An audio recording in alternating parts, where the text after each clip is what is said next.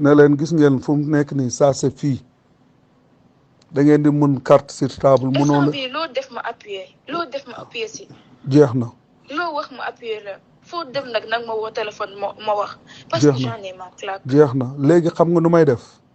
man maay dem na leen damaa bëgg léegi ngeen teg sur table ngeen lett wala ngeen firi soo kii mënu ci dara ñun ñooy kilifaam soo leen ko mënul man ma def conférence de muy neex muy nakari. waaw ci muy neex muy nakari force loo appuyer loo wax dama koy appliquer. léegi nag ma ne leen dinaa oote conférence de presse man ak papaam ak frère am ne leen delloo leen ñu suñuy doom te suñ ñu delloo suñuy doom xam nañ ne comme yow xam nañ ne bëggun les conséquences léegi dañuy wax ne duñ bëgg nga dem parce que dañ bëgg yow nga wax moo tax ñu lay téy kon su ma fëggee ci taabal ji wax leen loolu dina am changement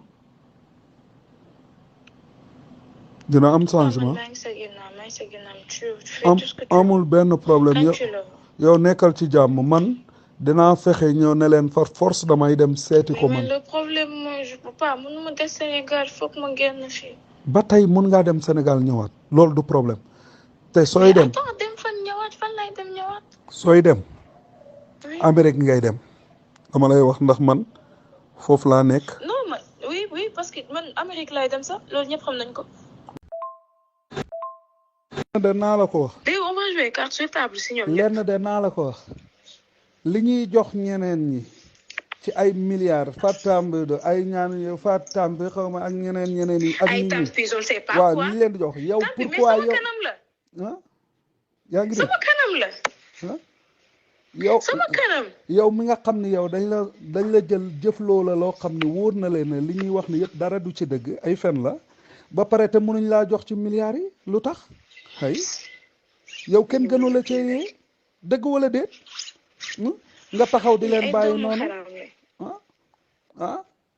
loolu da nga war a taxaw léegi maa ngi nii damay jóg sangu nii pare dem jumaa ja tey fii laay jullee almadi léegi su ko defee dinaa oo paa bi su ma jullee ba pare xool li ñuy def dégg nga ok ça d'accord